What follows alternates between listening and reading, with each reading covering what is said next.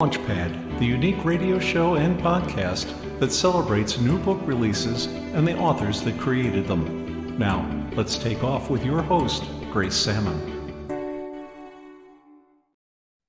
This is Launchpad.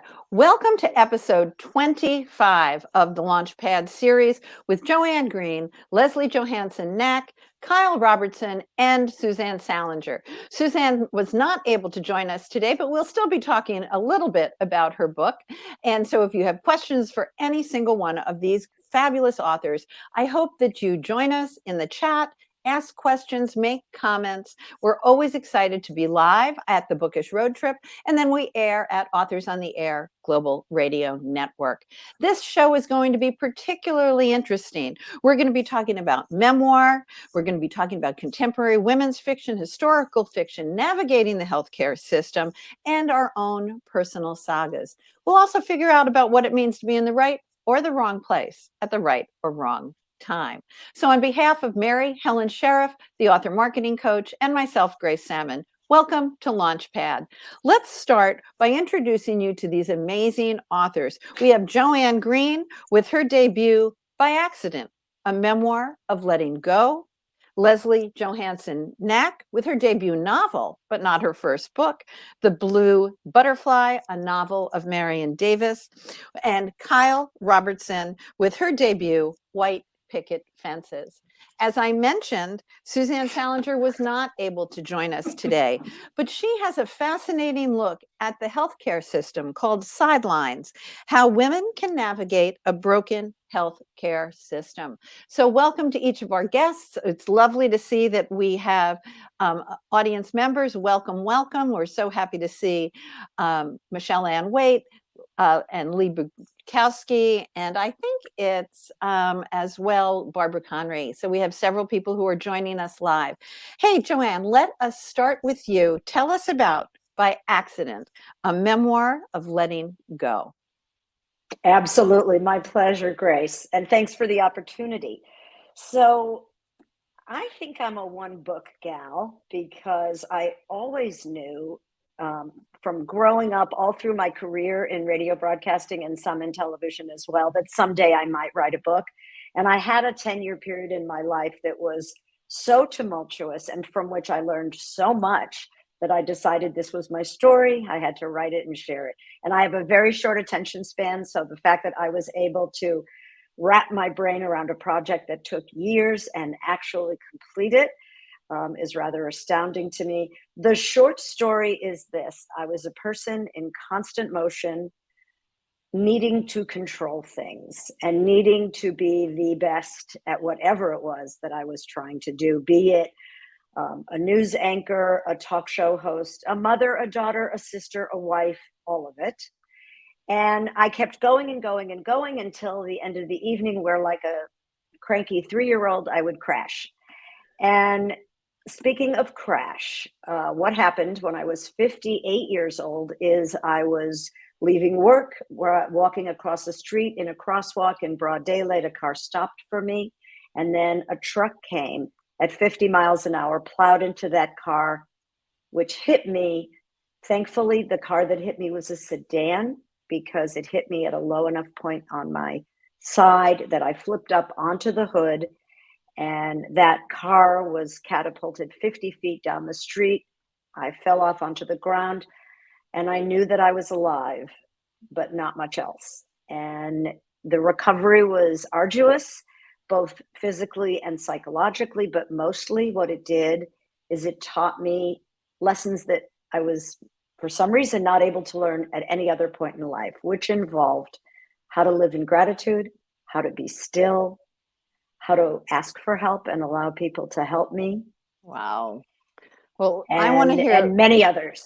I want to hear so much more about that as we move through the show. We're having many people react to what was the horror of that moment with comments. So thank you to our audience for that support. That's an astonishing story. And we will come back to By Accident, a memoir of letting go. Let's go now to Leslie Johansen Nack with The Blue Butterfly, a novel of Marion Davies. Tell us about it. Beautiful cover. Thank you. Yeah. Here's my book.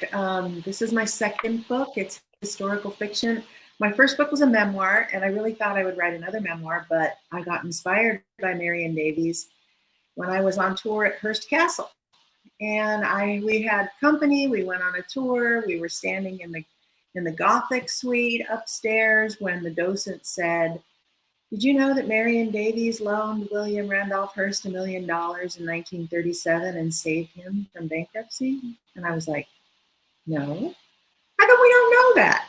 How come we don't know when women save men? We just don't like to celebrate that in our culture, especially someone as powerful as Hearst." So, and the fact that she was a mistress, it was just all very intriguing. And I got inspired that day. I came home and I looked her up on the internet. There was only one biography written about her in 1972. She's pretty much been dismissed because of Citizen Kane.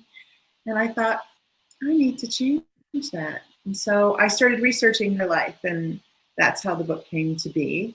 And it's a story about her life and how she grew up in Brooklyn and with her sisters and her family, her parents, and how she met Hearst and got in the movies. And it's just her journey as a woman.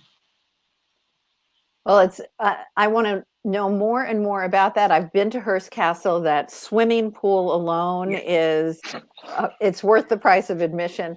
But what a fascinating story about women saving men as well. So we will get back to those roles of women in just a moment. And Kyle, tell us about White Picket Fences. Hi. Thanks for having me, having all of us. This is great. White Picket Fences, my debut novel. I started writing. I was always a journaler. So when I retired from the world of physical therapy, I was a physical therapist, not taking it forever. But what are we going to do? And I found all of my old journals and stuff and my things that got published in college and high school, nothing major or anything. And I thought, this is what I want to do. So I started classes at Emory University, and it seemed for creative writing. And it seemed that along the way, my theme kept coming out about how families and mothers are wholly involved, but how families miscommunicate and misperceive each other, family members, and how that lack of communication creates a lot more problems down the line in the name of love. I mean, we all do it in love. So that theme has gone through all my books. My next book's coming out, completely different story, same kind of theme: mothers, daughters, communications, and how we need to really learn how to put ourselves first so that we're honest with everybody else. That's the problem, I think. I think that we tend to put other people first, so we want to people please. And by people pleasing, we're not pleasing ourselves, therefore there's problems down the line. So that's basically a summary of what I write about. And I think it's a perfect segue if we had Susan Salenger with us today. Her book is called Sidelined: How Women Can Navigate a Broken Healthcare System. And she really picks up on that theme. So even though we're switching from novel to nonfiction, in Susan's book, she talks about how women are the ones in the families who find the doctors and make sure everybody's doctor's appointments are met, and are so frequently the very last ones to advocate for themselves or to go to a doctor. And I can see from our panel that that theme certainly resonates with each of you. It certainly resonated with me. And Kyle, your theme of how easily families can get off track, even with the best intentions, resonates with me as well. Joanne, you've certainly had a varied career. We've heard a little bit about Kyle being a physical therapist. One of the things I loved in your bio was that you were taught to be seen but not heard, but apparently never listened. Talk a little bit about that. What were they thinking? Little girls should be seen and not heard. Did any of you hear that when you were growing up? Yeah, well, that failed with me because if anything, I went into radio and was heard but not seen, largely. I'm I'm that kid who in 5th grade had to write 500 times, I will not talk, I will not talk, I will not talk. And at the very end of it, I put 500. Isn't that enough? And the teacher wrote, it depends on you. That is amazing. So you shared a little bit about the lessons learned. Your book is a memoir. Why this story? Why now? This story now, because I think I'm not alone in this world. I think there are many, many women who see their worth as what they achieve externally in the outside world, or get their worth from even what their children achieve, and have a very hard time slowing down and knowing what it means to really be still. Also, I learned things like this phrase my mom would always say to me, this too shall pass, and I would roll my eyes. In fact, that is probably the best advice you can ever give yourself, because as depressed as you may be at any moment, as much physical pain as you may be in, this is a moment. It's not forever. It could get worse, it could get better, but it will definitely change. So understanding that whatever you're feeling at any given moment is going to change helps you to feel like you're not stuck. And that is one of many lessons that I learned that I felt I could share in story, because I think we learn best by hearing about people's actual human experiences. And the one question I get asked the most is, how were you so brave to share so much, to really just open yourself up? And my answer is that I gave up privacy a long time ago when I had kids. So I have no secrets. It's all out there. And I changed a couple of names because people asked for their names to be changed, but otherwise it's all true. Wonderful. Leslie, I loved in your bio that you said you did everything late in life. Talked about Yes. that, and then please talk about more about your novel and your debut novel and your memoir, doing things late in life. Well, I think so, because I was raised in kind of an unorthodox family and kind of got a rough start in life. Didn't really start out participating as a member of society till I was about 25, I think, because my dad was this adventurer, this crazy, tyrant in our lives. And that's what my first memoir was about, growing up on a sailboat with a father who wanted to take his 3 daughters and sail around the world in 1970s. So that's what we ended up preparing to do and leaving to go do. We made it to Tahiti, and that's the first memoir. And I think I did everything late in life because I got sober when I was 25. I was a wreck before 25. I kind of went off the rails and went crazy. And I'm not crazy, but I mean, I went crazy with drugs and alcohol and partying in the 80s. And so anyway, I got married at 29. I graduated from college when I was 31. I didn't follow the traditional path that kids try to follow. But I'm not a big proponent of that traditional path anyway. I mean, I think our own kids, sometimes you don't know what you want to be when you're 18 to go to college. And so sometimes it's best to take a year off. And so anyway, that's how I started late in life. And I got married late, and we had kids when I was 33 and 35. So late for everything. Not so late now. Everyone's doing it later. But being a writer was something I always wanted to do. So I started that late in life too. And we've got great comments. Lee Bukowski says, going back, that women take care of ourselves last. There's Michelle Ann Waite was talking about how she so agrees with you, Joanne, that tomorrow is always another day, and our days can indeed get better.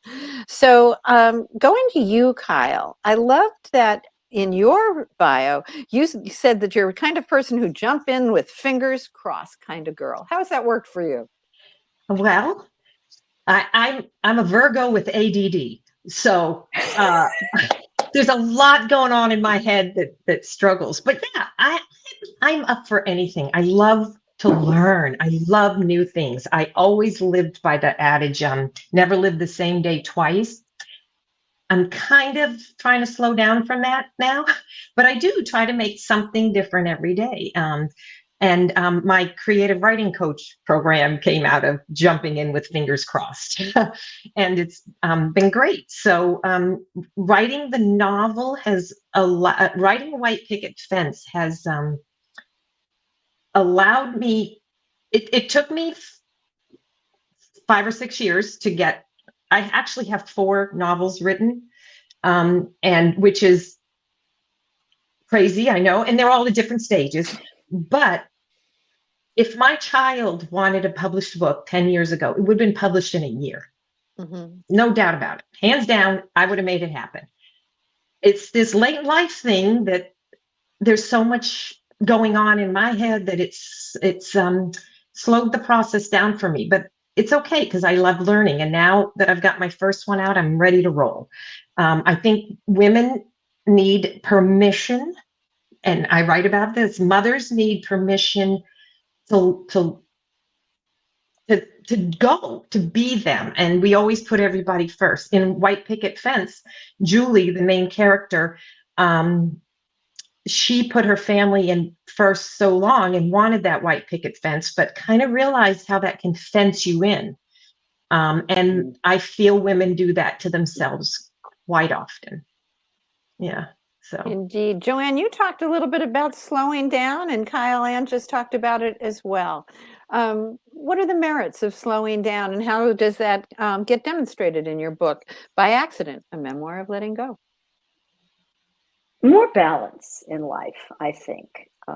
I think in the past I was chasing something more than I am now. And it's so funny because people who know me well say, "Oh, really? This is what slowing down looks like?" Because I host 2 podcasts and, promoting this book now, and I have 2 grandchildren and a third on the way. So there's an awful lot going on in my life.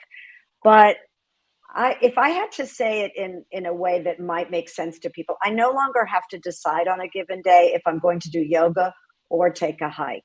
I can do both. And what I find is that if I don't get it done, whatever that little list is, I'll get something done tomorrow. I'll get more done. The world is not going to end if I don't check off every box today at this moment. And I made a list, which appears in the book, of the things that I learned. And there are like 10 things. Things like, I don't ever regret taking time to spread joy, right? Everyone has different needs for intimacy and different needs for privacy. And just because someone doesn't show up for you when you've had a loss or when you've had a surgery or an injury doesn't mean they don't love you. They have a lot going on in their lives as well. So you don't need to cross them off the list. Things like that. And I feel safer at a more adjusted pace. So I pay attention so that, for instance, I don't fall. I mean, just the older we get, the more things we know can happen because the more things have happened. So it's incumbent upon us to just really be present and mindful and aware of what's around us and how we're all of the choices that we're making. And that really is, I think, the gift of getting older, too, that we have some time to pick and choose. Leslie, in your book, you talk about Marion Davies and all these curious things to me, how there was a hidden child, her opulent lifestyle, even though she was William Randolph Hearst's mistress, she had something going on with Charlie Chaplin? Yes. I think she was a modern woman. I wonder if what? I said, I wonder if he spoke during their affair. Charlie. I love it. I'm sorry, yeah. Okay. Yes, so I think Marion was in a tough position. I mean, some people will sympathize with her and other people will judge her for making the choices she made. She's sort of a type of a character that's going to create a divisiveness because not everyone supports the mistress, and she tried to live her life the best she could. I think she was honest with herself. And I think that when Hearst would go and spend time, he had 4 sons with his wife. It was very difficult. He wanted to be a father. He didn't want to be with his wife, but he wanted to be a father. So I think that he made choices, and she made choices as well. And one of those was to fall in love with Charlie Chaplin and all his comedy. And, you know, Charlie had a thing for young women, that's for sure. You know, I mean, he got several underage girls pregnant, and he had quite the raging career in Hollywood. And I think Marion was one of the older women that he ever became involved with. She was 28 when they started their affair. And, Wow. or yeah.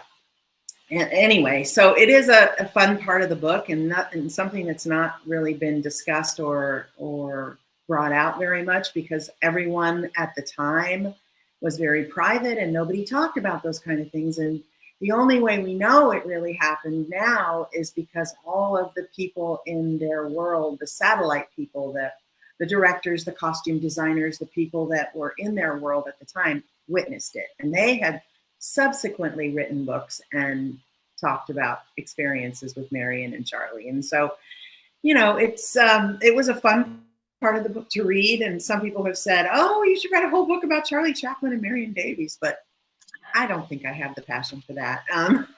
It was Marion I was passionate about. But it was fun to see her have some fun when Hearst would go and spend time with his wife and kids. So. Oh, I love the behind the scenes. Yeah. So Lee Bukowski happened to love your book, Leslie, and Michelle Ann Waite Thanks, says, Lee. thank you for giving us that great history. You kind of opened the door for some discussion about research. Kyle, research for your book? Yeah, oh, definitely. There's always research. No matter what, no matter if it's location or even character traits. My character happens to be a military brat, which I was one. So I did go back into my timeline a little bit and learn why we were in different areas, which I didn't pay attention to as a kid, and that kind of stuff. My second book has a lot of research in it, a lot of Victorian. It's not a historical fiction, but I'll just say it. My character builds miniature replicas of historical rooms, and which is something I used to do for fun too. But so I got to do a lot. There's a lot of comparison between modern Frank Lloyd Wright versus Victorian cottage. There's a lot in that theme, because women are different in those two time spaces. And so if you live one way and think another way, that's where her dichotomy came in. So I believe, but in saying that, back to Joanne, when you were talking about balance, I feel for women, balance isn't 50-50. We all know that, right? I mean, no matter what you're looking at, it's not 50-50. But what I teach is that balance is knowing which hat to wear when. And that allows me to move things from I'm a kind of a brain nerd, but remove things in my track and put on a different hat so that I can focus. I told you the ADD Virgo thing. I have to be organized in my ADD, and that's how I do it. So there is a lot of research. There's always research going on, especially in words, and I'm kind of a stickler on semantics, which isn't a good time in the world to be stickler on semantics, but I love semantics. So I do a lot of research and true meaning of what I really am trying to say or portray for you. Well, one of the things that I know that our listeners are always fascinated by are what are some of the things that the authors do when they're not writing. Joanne, you mentioned your podcasts. I love that one of them is called All the F Words. Tell us about your podcast works. So All the F Words is a co-hosted podcast between two writers, myself and Gabby Moskowitz, who's 30 years younger than me. So it's a 2-generational take on all different issues, starting with the letter F. And one of us researches the topic and so has the latest information, can cite articles, and the other is more sharing from her life. So we tackle subjects ranging from feng shui and fake meat to fundamentalism and fanaticism and family functions, and it I just love it. goes on from there. My other podcast that I'm doing every other week is called In This Story, and they are my micro essays. And people always say, "What's your next book?" I'm not sure there is a next book, and if it is, I think it'll be a compilation of essays, because my wheelhouse really is writing short essays, flash nonfiction, micro essays. And these are stories from my life. I worked in rock and roll radio in the 70s in San Francisco. So everything you're imagining right now happened. And these are some of my stories. I think Leslie was there, I think. Well, not, yeah. Actually, we were in the Bay Area in the 70s. I love it. Leslie, talk a little bit about what do you do? Listen to? Leslie, what do you do when you are not writing? Well, we have a sailboat. I grew up sailing, so we have a sailboat. I like to walk. We walk a lot, listen to books a lot because I'm in front of a computer a lot. I try not to read all the time because I'm always on a screen. And so I try to walk and listen to books, and I like hiking. I love the redwoods.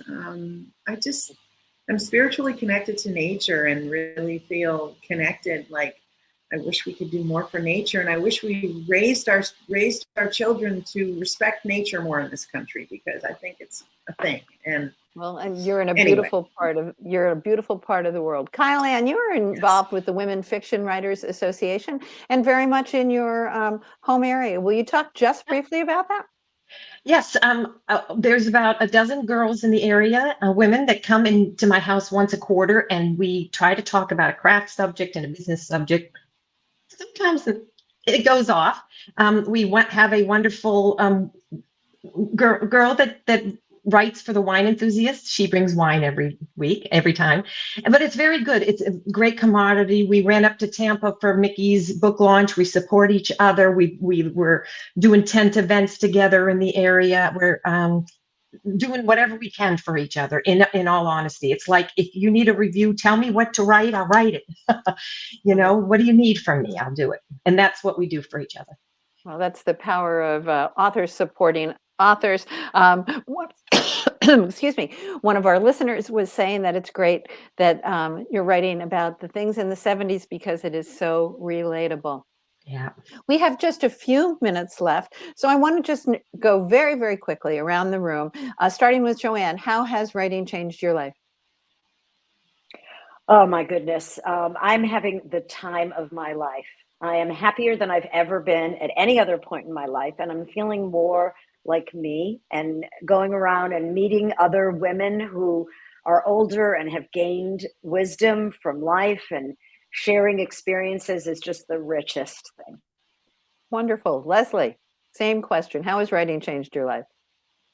Well, it is something I've done my whole life, but publishing has changed my life. And I've always wanted to be a published author, even back when I was a young teenager. So I feel like I'm coming into myself. It's like I'm finally being who I really am meant to be in this world. It's like, I'm a mom, yes, I have all those other things, but I'm a writer, and I want to get better at that. So that's fabulous. And I would agree with both of your comments. Kyle Ann.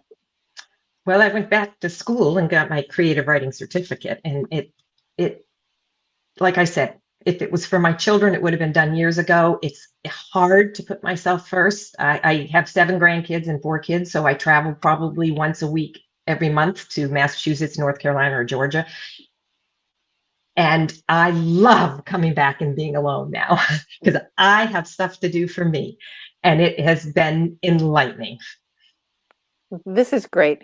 I want to say that this show has inspired me. I've written now 7 books, but this show particularly spurred Launchpad, the countdown to writing your book, which I co-did with a series. The whole series was done with almost 40 authors. This one was done with Emma DeHansey.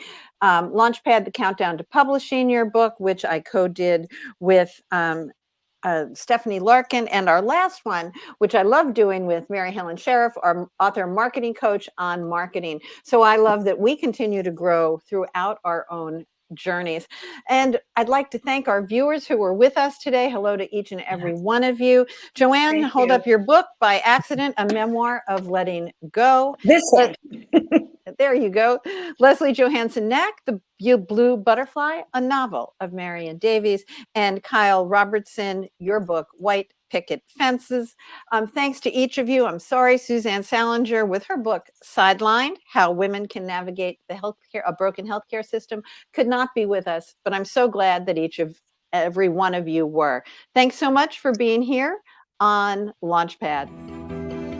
This episode is copyrighted by Grace Sammon and Authors on the Air Global Radio Network. Thank you for visiting with us on Launchpad.